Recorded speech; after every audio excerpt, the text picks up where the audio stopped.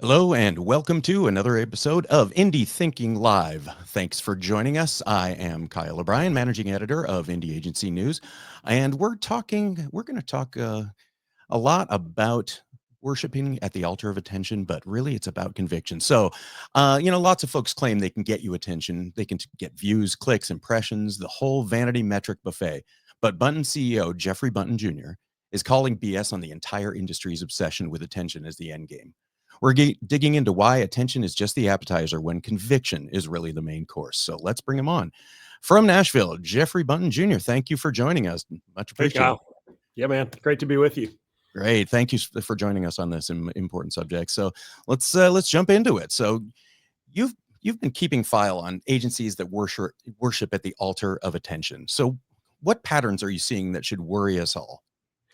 Well, first of all, it's quite an intro to be introduced as the guy that's called BS on an entire industry. And we're really we're pretty peaceable folks. You know, we're not wired to sort of rebel against things as much as to advocate for the things we believe in. And so I think for us, this proposition of beyond attention conviction is really centering us up on what we believe is enduring about brands and helping clients succeed. And also, I think ultimately about what human beings are looking for, which is something deeper. And so it's not screw attention conviction, it's beyond attention conviction. And so it's not to villainize the importance of getting noticed, but it does aspire to push beyond that out to a deeper place where we're fostering belief for our brands that we're touching and really working at a deeper level with human beings to achieve that conviction. And so it's kind of one is en route to the other as opposed to attention being thought of as the end game. Gotcha. Okay. So I mean, what are the kind of industry-wide implications of this type of thinking, and why might it be dangerous for brands? Yeah, I think that, it's such a fragmented world out there. It's such a fragmented marketplace. We encounter a lot of clients and also just talent who are thinking about joining our agency, and there's fatigue around the shallow, jumpy chase for, getting noticed as a hard stop. And there's a desire I think we're experiencing, and now we've, you can't stand for conviction unless you fully have it as an agency. So we're just seeing the power of, yes, being agile, and yes, hustling, and yes, being quick, but also working that from a place that's deep, not just shallow and fleeting. And so, there's so much fragmentation. There's fatigue around, I think, in clients and the client mindset and the client scorecard and value they're seeking from agency partners. There's fatigue around misrepresenting certain metrics as the right outcomes, when in fact, I think what they're really after is results. And so, and I think we certainly believe in that human beings today are desperate for something deeper in their lives. And why not enable that opportunity for brands? And so, you're either chasing attention, capturing it in a fleeting way, rinse repeating, or you're working to grow the client's business by building a leading brand. And I think at Buntin, we believe what it takes to be a leading brand is changing.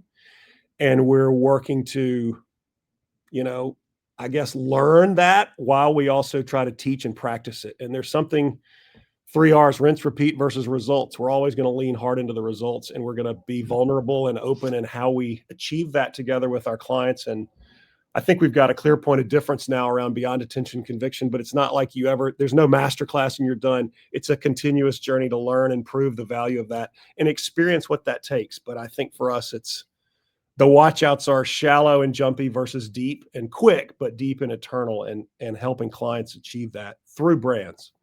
Through brands. Interesting. I love this this thought experiment you use. Would you rather be noticed or believed in? So what does that reveal about how we've been thinking about brand building? And are we getting it all wrong? What? Yeah, I mean, we I don't know whether we're getting it all wrong. I think we believe at Buntin there's a new right way, and we're working on that. And so we talk often about. Kyle, are you still there? I've lost you on my screen. Yes, sorry. I just went to a different view, so Okay, keep good. going. trying to see a different side of me, I'm sure. We talk often about, hey, you're walking down the street and somebody can notice you and keep going. They notice your clothes, or they notice you're listening to music, or they just whatever. That's a visual interaction, and then they continue on their way. or say they slow down and say, "Hey, what's your name?" And you say Kyle, and "Hey, I'm Jeffrey." And Kyle and Jeffrey start to talk, and then ultimately, they believe in that person at a deeper level. One is an attention outcome, and one is a conviction outcome. And I think when we sort of boil it down to human terms like that, it's disarming for people to be like, "Well, yeah, every time for me or my partner in life or my child or my brand, certainly, I would favor the conviction outcome over the attention outcome." It's just something deeper about it. And so, you play music, you play sax, we're in Nashville. Do we want to be a one-hit wonder sort of artist? Or I saw Willie Nelson at the Outlaw Music Festival about 3 weeks ago. Let's be that guy. Oh, You yeah. know, let's do something that's enduring and stays incredibly authentic. Let's try to contribute betterment to society. And let's keep putting out music. Like, it's not about let's go long and slow. It's about deep and quick. And I think there's a massive difference. And so we're trying to mobilize conviction with a high sense of agility, but also not sacrificing depth, and letting clients and people find the both and of that. And it's possible. We've gone from discovery to proof to measurability, and now we're pushing out to how to be predictive with this. Interesting. So, I mean, I'm still curious about that. What is the cost of like chasing the wrong outcome? Why obviously you think about it in the long tail, and you realize that you're not gonna just getting noticed isn't enough. But what is that cost? I think there's cost, sort of, dollar cost. There's a little bit of trust cost. There's a little bit of brand opportunity lost cost, and it, not to be too sort of cerebral about it. I think there's a human cost. And so, the dollar cost is the inefficiency of just chasing shallow vanity metrics that then, as the end game, that then don't connect out to something that can convert for a client. And I think we see lots of practitioners, whether they intend it or not, sort of representing those types of metrics as the end game that clients should say, yes, thank you to, when in fact, we would say those are critical to achieve and we need to push beyond that. And so that's where that trust piece comes in. It's like, are we really being credible partners with clients when we stop at things that really don't convert for them? And so our energy is to push beyond those things, to build measurable outcomes that are the important results that they want, and to really hold that as a reason to be trusted with the time they give us in the day, the dollars they give us from a scope of work, and the partnership they give us to sort of work in cultural unison with them. The belief piece, it's, our world, our society, human beings are eager to find things that they can hold on to and feel at a deep level that they can rely on. And I think part of what gets us up in the morning at Buntin is that brands should still be a huge part of that in people's lives. And, it's sports teams, or it's gods, or it's relationships with other human beings. Wouldn't necessarily, want to put brands ahead of some things, but brands ought to be in that sort of strata of where people can find, build, and practice conviction. Sure.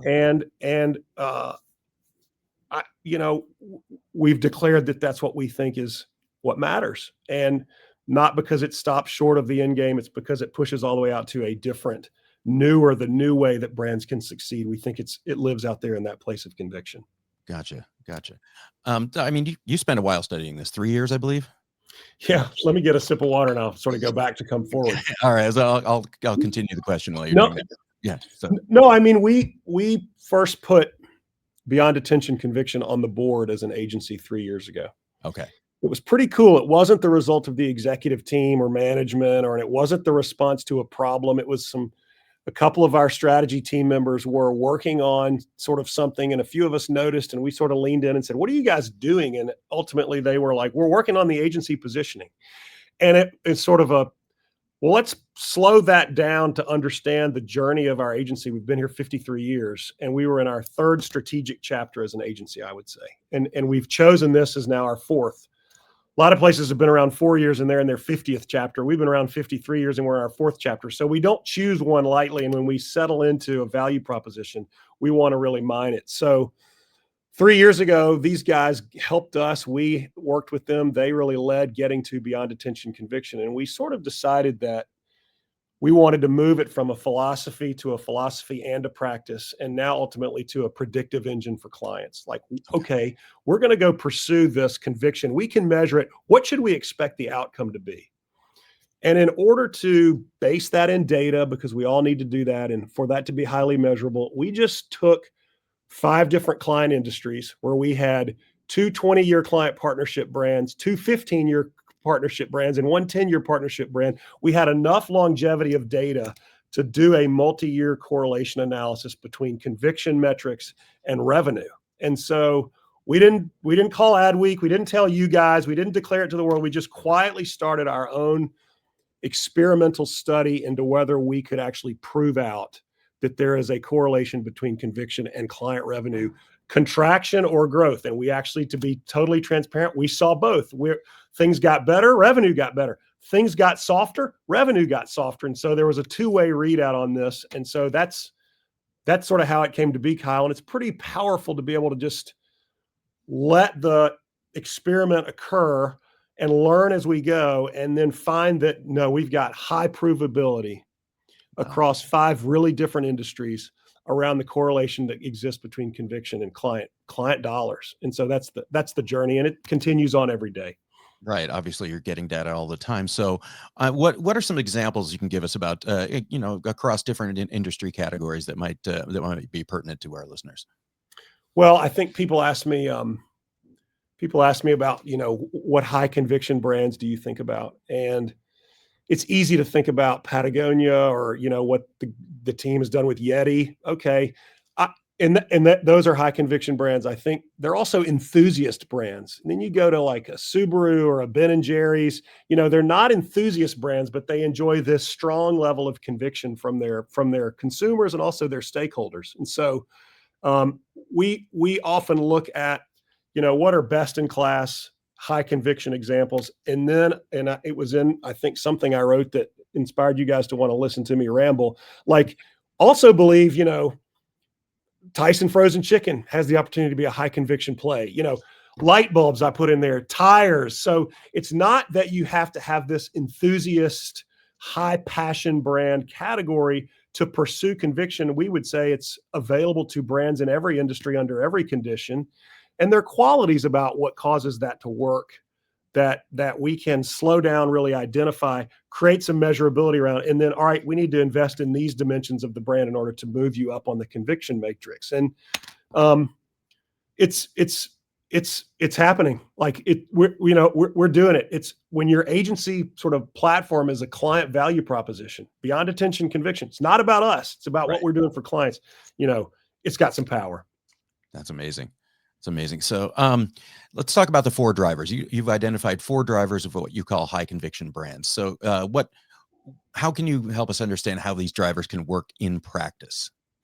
Yeah. So this is sort of a little bit of the long math of getting to conviction, but it's, in our view, in our beliefs, in our study, there are 4 drivers of conviction: practical, this brand makes my life easier; emotional, this brand inspires my spirit; personal, this brand engages with me as an individual; and causal, this brand invites me into helping the brand better the world.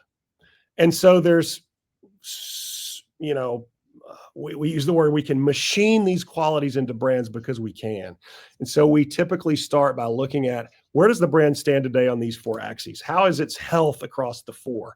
And there's some weighting for younger audiences are more into practicality and causality. Kyle, I would say you and I were the children of the emotional and personal generation. And so the drivers of the brand sort of flex as humanity evolves and time advances. So we really continuously recheck the relative weighting of these drivers according to the audiences that we're engaging with. But we're working now to maximize, personalization, practicality, emotion, and causality across these brands. And we're not therefore just doing marketing communication stuff.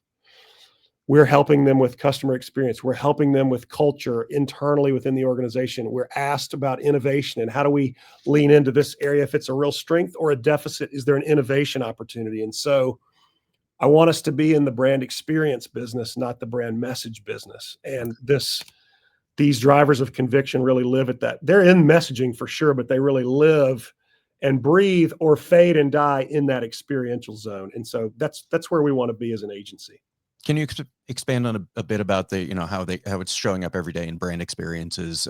You kind of touched on it there, and I'd like, get some put a little meat behind that, and let us know how, Yeah, I mean, it's like, okay, Zappos brands that, you can call and talk to a real person, or you can return this product without any questions asked, or you can have it delivered immediately, or they know enough about, me to serve me this content or to suggest this to me, or I have a direct relationship in the, and in the context of an Instagram, for instance, or, when I buy something, I know part of what I paid is going to go towards the cause that this brand is embarking on, Tom's shoes. So they're just the levers of being very precise around, the hardest one is actually the most abstract one to measure is actually emotional.